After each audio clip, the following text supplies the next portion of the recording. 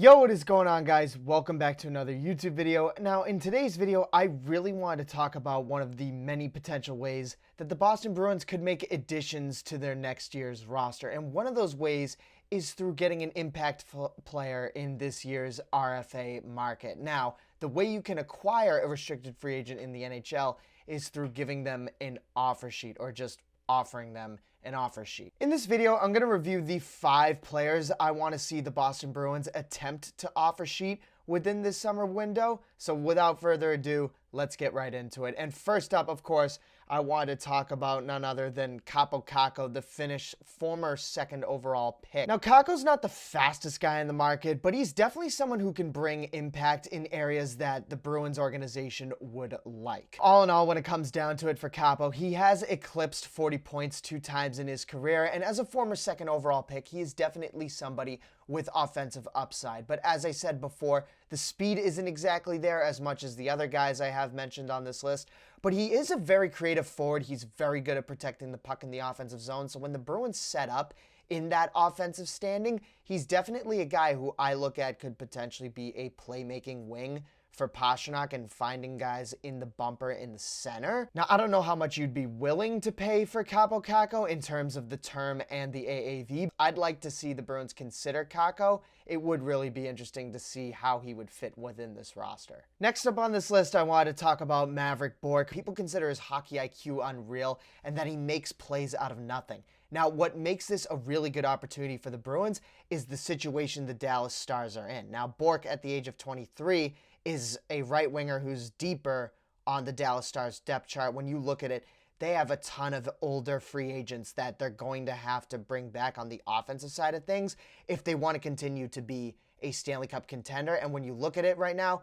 they only got $5 million worth of cap space. And while Puckpedia doesn't show it, this is a guy who formerly led the AHL in scoring. So in terms of looking at how the Dallas Stars have developed some of their younger talent and looking at the situation they're currently in, the Bruins are no stranger to taking former first-round picks. We see it with guys like Pavel Zacha. We see it in the guys they look at in rumors. And with Maverick Bourke, I see somebody on the right side, a guy who could get a lot more time in development with a team like the Bruins, who are not as good as the Dallas Stars. Now, when you're in the Bruins situation and you need to find impactful young players, Bourke is a perfect option to bring into the black and gold, and I would love to see this happen. Now, this next guy is somebody who I've actually really enjoyed watching, especially with the Bruins playing so many Atlantic Division games, especially against the Buffalo Sabres.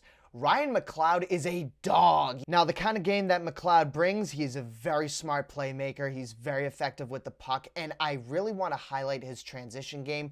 The Bruins had a lot of difficulty with moving the puck through transition. Well, they didn't have Hampus Lindholm for majority of the year, and they had such a hard time getting the puck through the neutral zone without just dumping it in the second they cross the red line.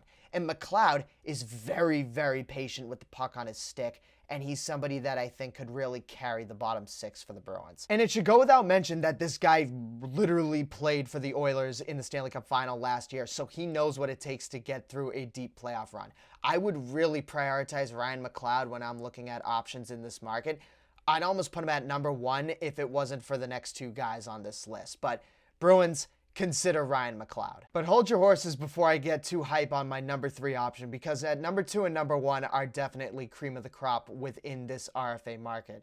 And I want to talk about my number 2 option in Marco Rossi. Rossi has scored 20 goals in back-to-back seasons for the Wild. He just eclipsed 60 points this year, and when I look at him, he is a fierce competitor. It's just very weird to me that the Minnesota Wild have a 23-year-old center with high offensive upside, and they're actively shopping him, and they don't want to give him a chance. But then again, when you look at some of the younger players that they need to bring back in the coming years, they're going to have to re-sign Kirill Kaprizov. They're going to have to bring in David Jiricek. They're going to have to keep around Zeev Boyum. So when looking at it, it kind of makes sense that they don't want to bring back Rossi. So if I'm the Bruins, I would consider jumping on this and taking advantage of bringing in a guy who would definitely slot in as a top 6 center immediately for your team. And last but not least, I gotta say Matthew Knies. I mean, in terms of honorable mentions, there's no way the Bruins would be able to offer sheet Matthew Knies. He's probably #1 priority for the Toronto Maple Leafs outside of Mitch Marner. But when you look at Nyes, this guy is such a great player for the Maple Leafs, especially in the playoffs. I love watching this guy, except for when he plays us, because he absolutely pieces us from limb to limb. But when you think about the possibility of putting the pressure on Toronto in terms of offer sheeting Matthew Nyes, it would be pretty funny considering what Don Sweeney did at the trade deadline in bringing in Fraser Minton and a future first-round pick for Brandon Carlo, already acquiring some future assets. It would be funny to see another great young talent from Toronto come to Boston. So all in all, there are a lot of different ways the Bruins could go about bringing in a restricted free agent, and there are definitely a lot of options for this next year's roster. But let me know which free agents I missed, which restricted free agents you would prefer to see brought in, and put them in the comments. I'd love to hear your guys' thoughts. Thank you guys so much for watching this video, and I will see you, legends, in the next one. Bye-bye.